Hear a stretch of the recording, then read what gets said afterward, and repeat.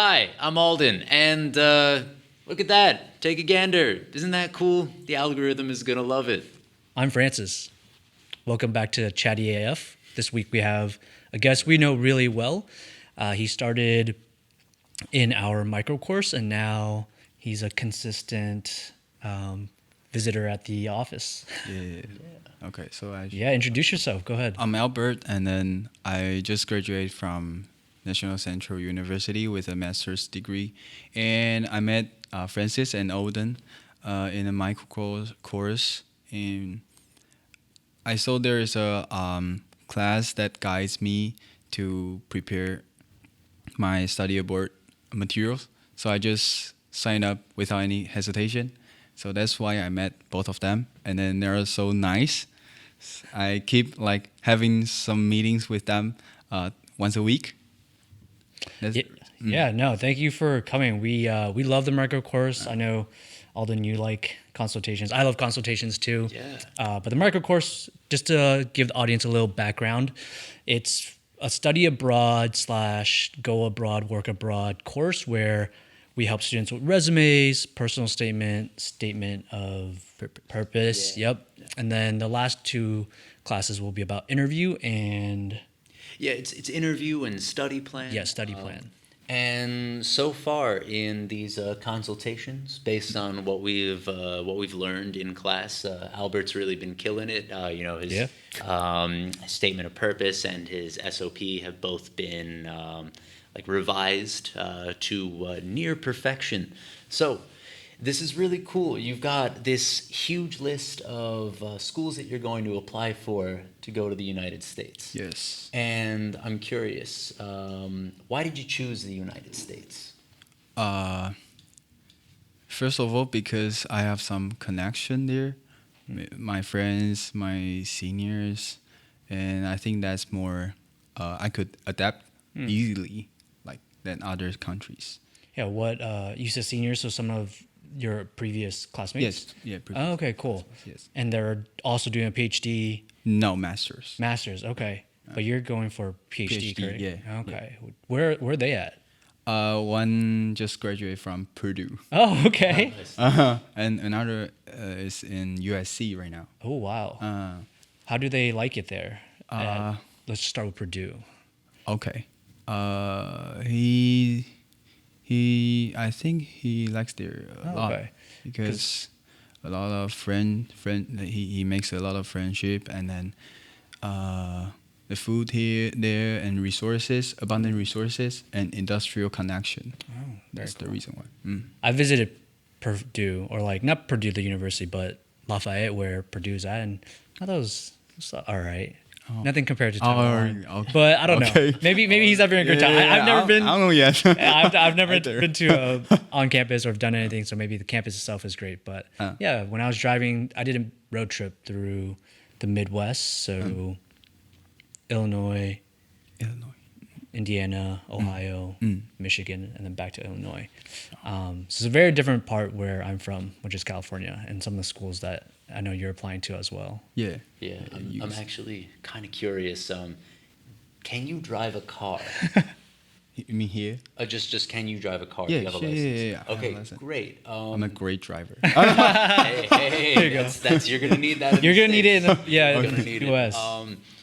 We've noticed that especially in places like the Midwest and maybe the Northeast, like Pennsylvania, it's a lot of corn and it's a lot of fields, and the areas are really spread out. So it's not like Taiwan where you can just hop on the bus, get to the high-speed rail, and shoot all around the country, get there within an hour and a half. It's very different in the States. So that's kind of it's kind of one of the big differences.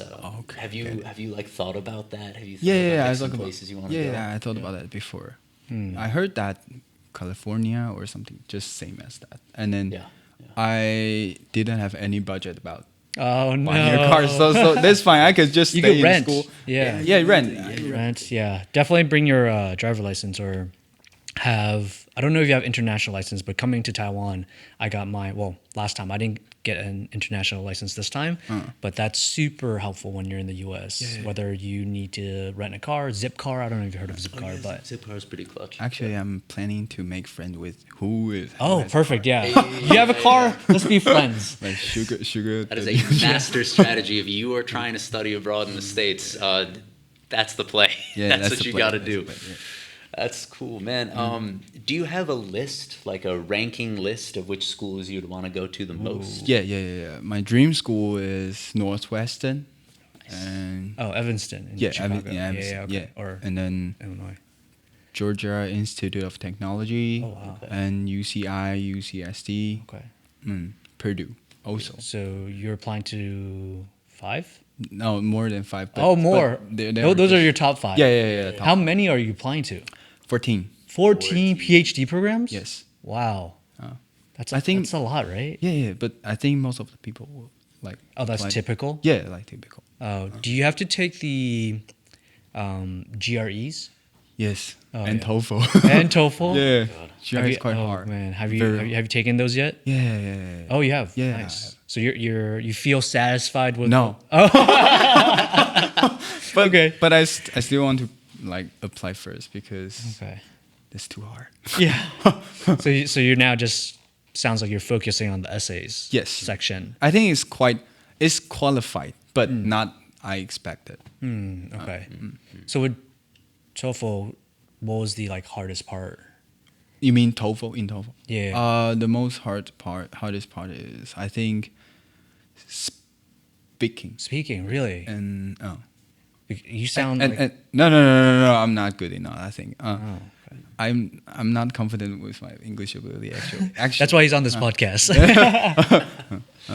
And, cool. and listening. I think the most important part is listening because speaking, writing, listening, all of them need listening. Okay. In TOEFL. Do the PhD programs? What's the other big English tests? Do they accept TOEIC? No, not TOEIC. No, not not TOEIC. Sorry. IELTS, yeah. TOEFL, and Duolingo. Oh, They accept Duolingo. Hey, I heard that. oh. I don't know about that. But most of them only accept TOEFL and IELTS. So how did you decide between TOEFL and IELTS?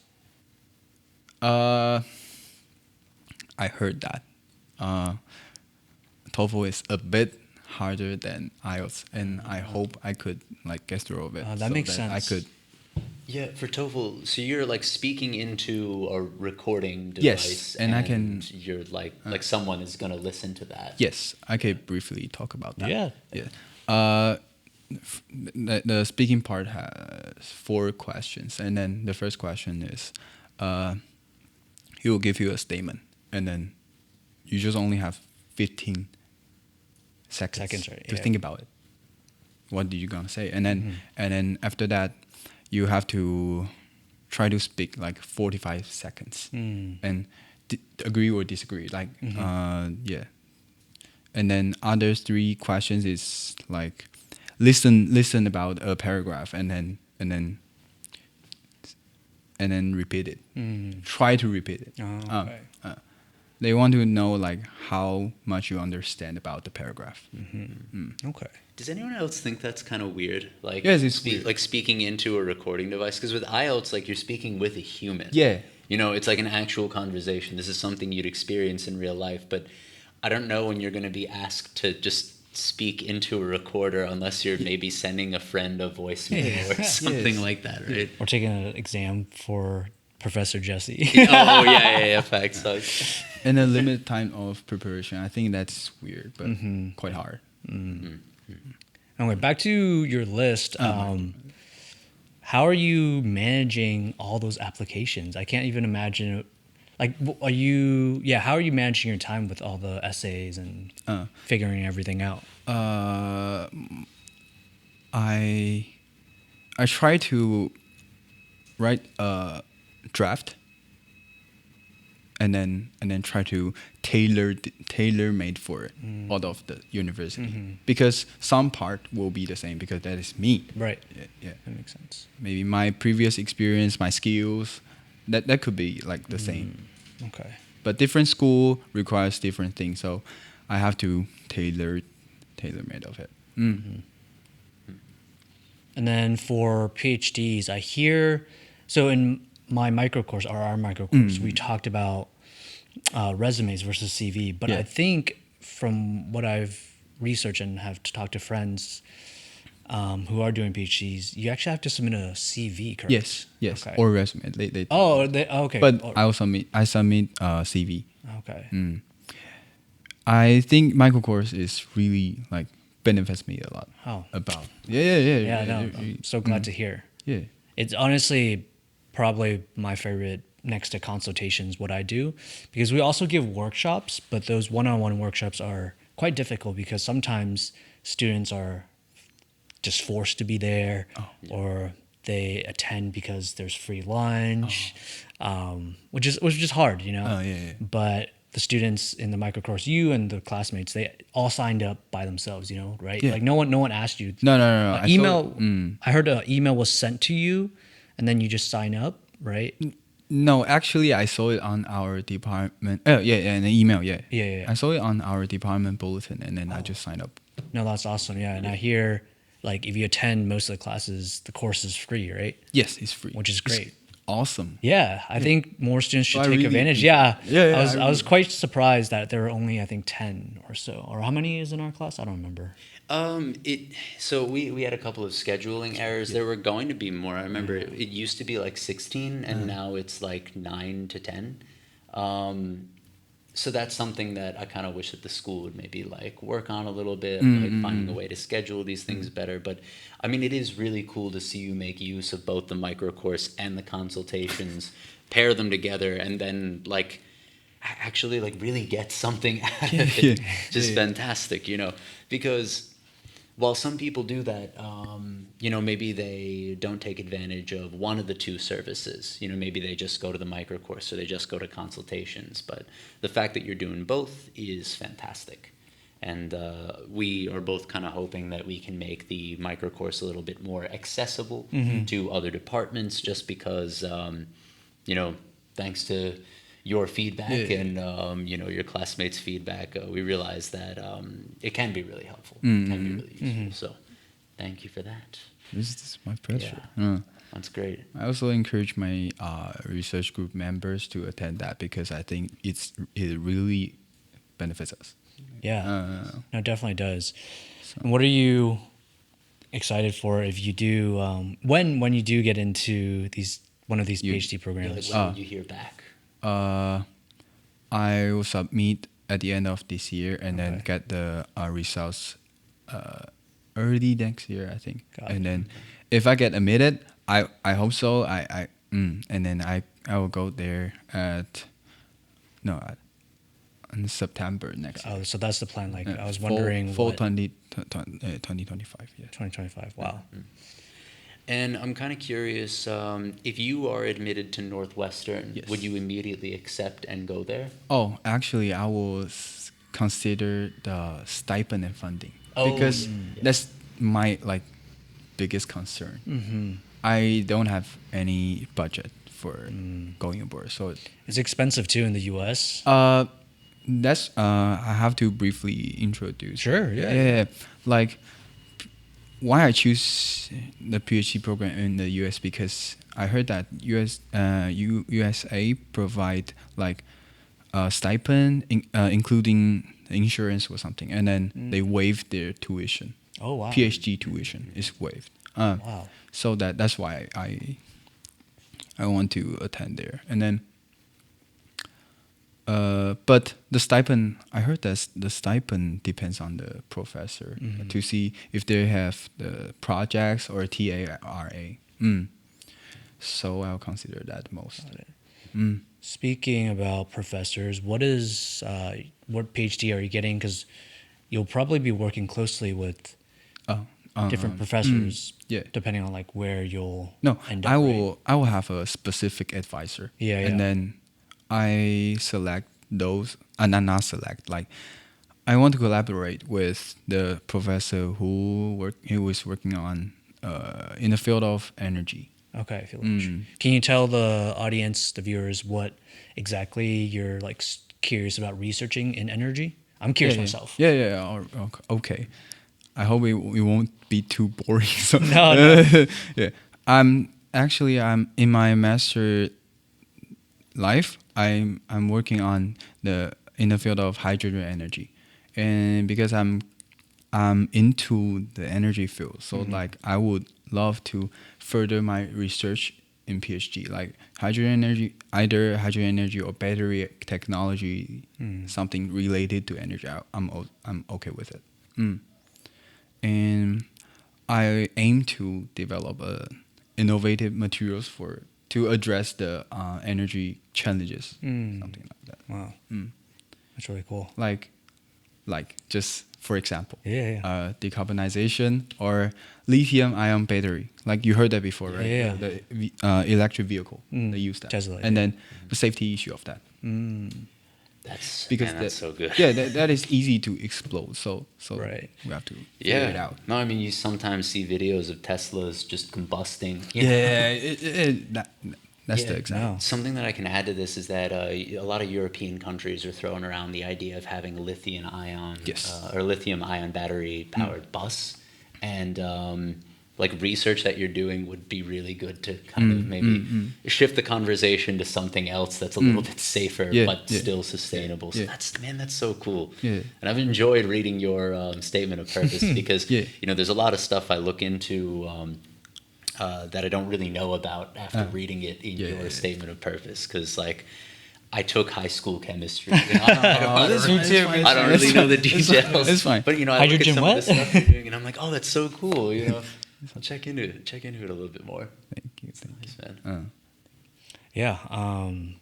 What do you? I know this is so early. But It's so early. like this is like your career with PhD is. I mean, it'll take forever probably to complete.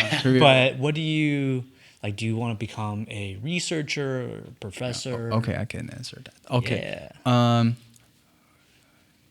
My career goal is to become an engineer in Okay. energy-related company, Yeah. maybe hydrogen energy company or a battery company, a fuel cell company like that.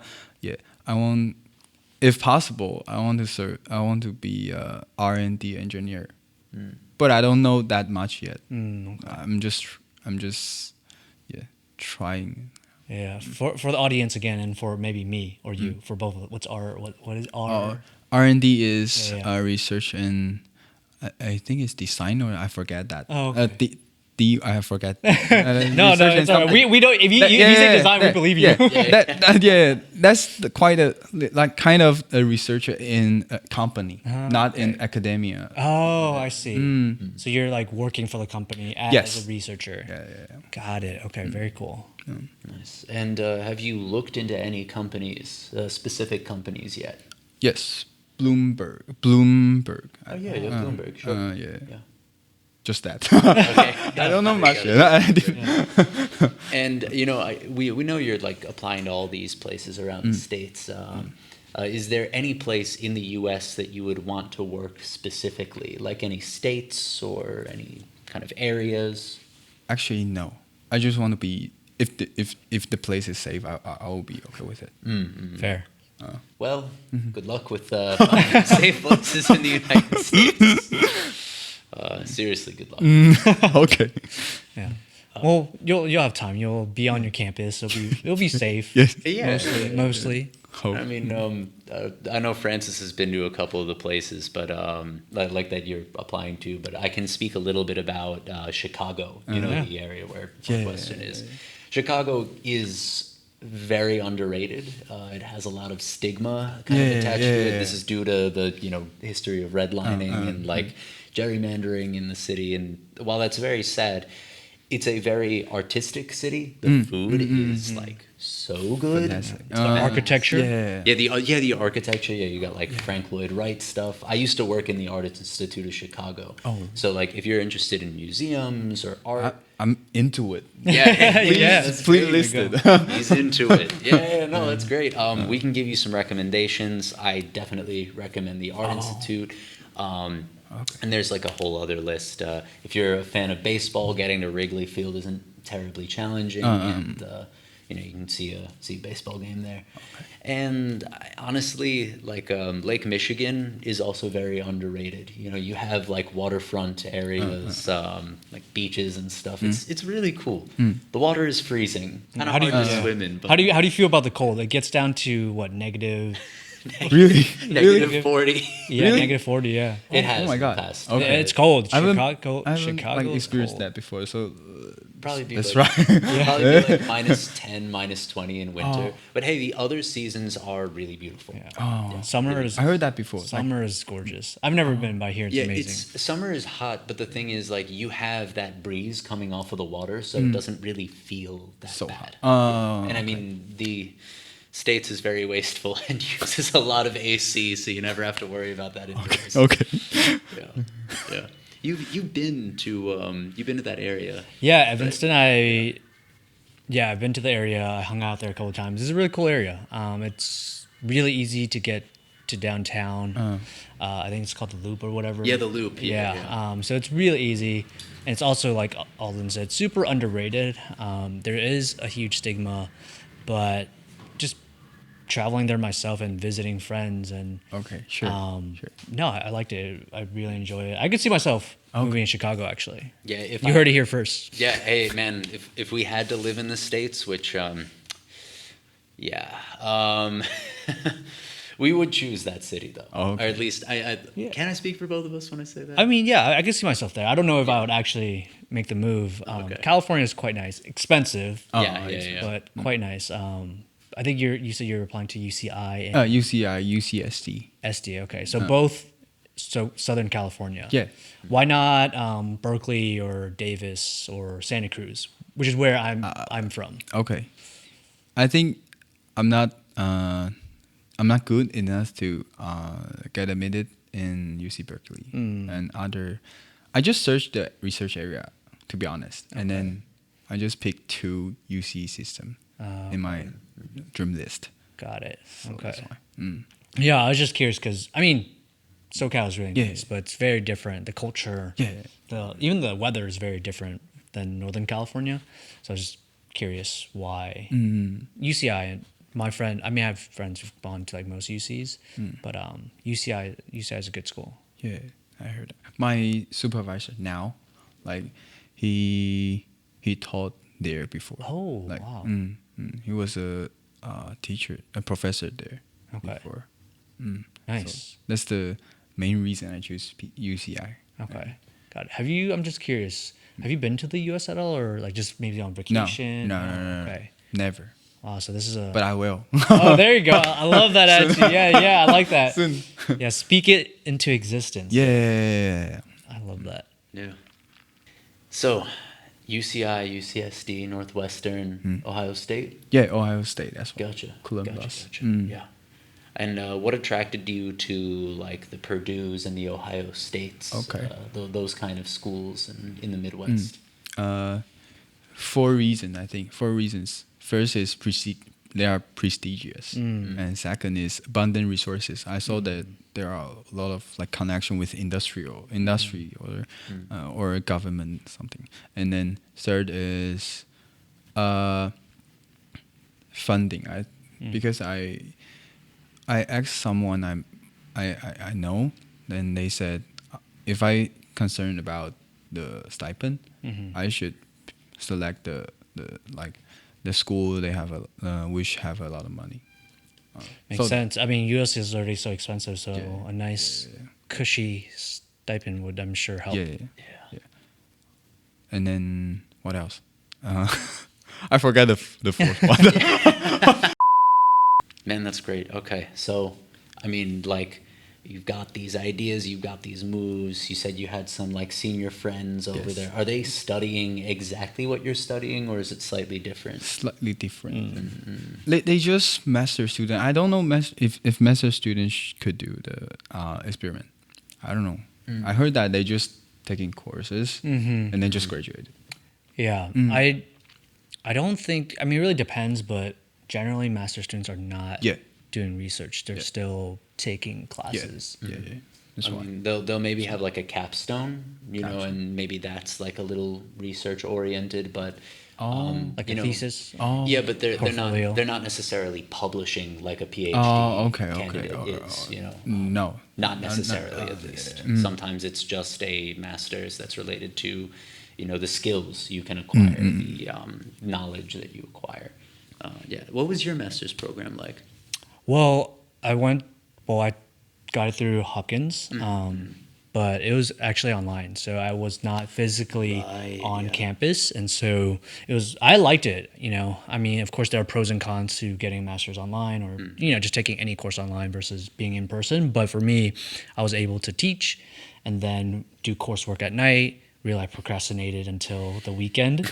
And so for the 2 years I was doing my master's, I really didn't have a life because Monday to Friday I would work, and then came weekend, I would mostly do my coursework, which is a lot of reading, a lot of theory application. So I would read about a theory or about a strategy or a pedagogy, and then the next week go into my classroom and teach it, apply it, try it out. And then the following weekend I would have to write like a 2 to 3 page paper on reflecting on how to go, like, do I think it's actually useful? Was it not?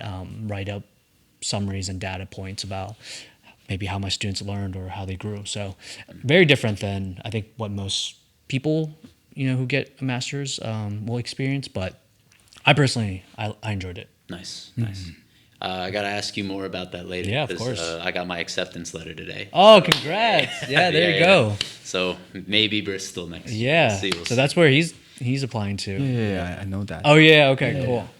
Wow, everyone's doing great things. Hopefully you'll be next. Congrats. Thank you. Yeah. Hey, you'll be there soon enough to PhD acceptance in hand. Yeah. I'm curious, since you've worked with Albert a little more on the consultation side, what's his story? Based on what you've read, based on the things you know he's talked about. Give us a summary. All right. So I'll give you like the brief outline, but I also want you to like and you too, know, of course. Yeah. tell- After of he, course. Like, because now you get to you get to see what a reader thinks of you, or like can get from your essays. Yeah, feel free to make some corrections. Oh, or, okay. you know, add some storytelling elements, but basically, meet Albert, Taiwanese citizen. For most of his early life, he grew up in a relatively homogenous community, but throughout his experiences in high school and his earlier college days, he got to know other people, other types of students from different parts of the world. You went to like Singapore? Singapore. Yeah. For what? Let me just pause. What did you do in Singapore? Just summer campus. Oh, summer like, camp. Yeah. Oh, Summer camp, not campus. Yeah. For learning English, I think. Oh no, that's awesome. Great. I went there with the cram school. Cram school. Has. We love cram school here in Taiwan. Go check out our episode about alternatives to cram. But yeah, so Albert grew into this understanding of how valuable diverse ideas are, and he's really made it a part of his experience here at NCU. And he's been teaching Vietnamese students, and he's had the opportunity to really be a good mentor for a variety of younger learners on campus. And he's going to take that energy, he's going to take that experience, and he's going to bring it to the States with his own unique perspective. And he's going to help people not blow up in Teslas.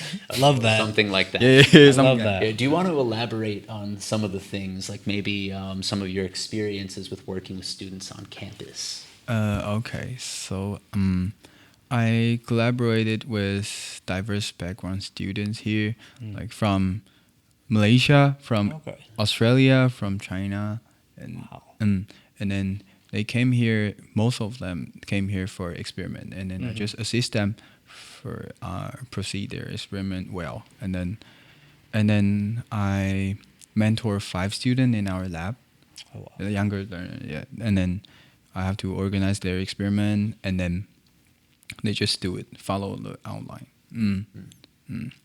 Have you seen them grow or become successful? Yeah. They could like conduct the experiment by themselves. Oh, wow, that's so cool.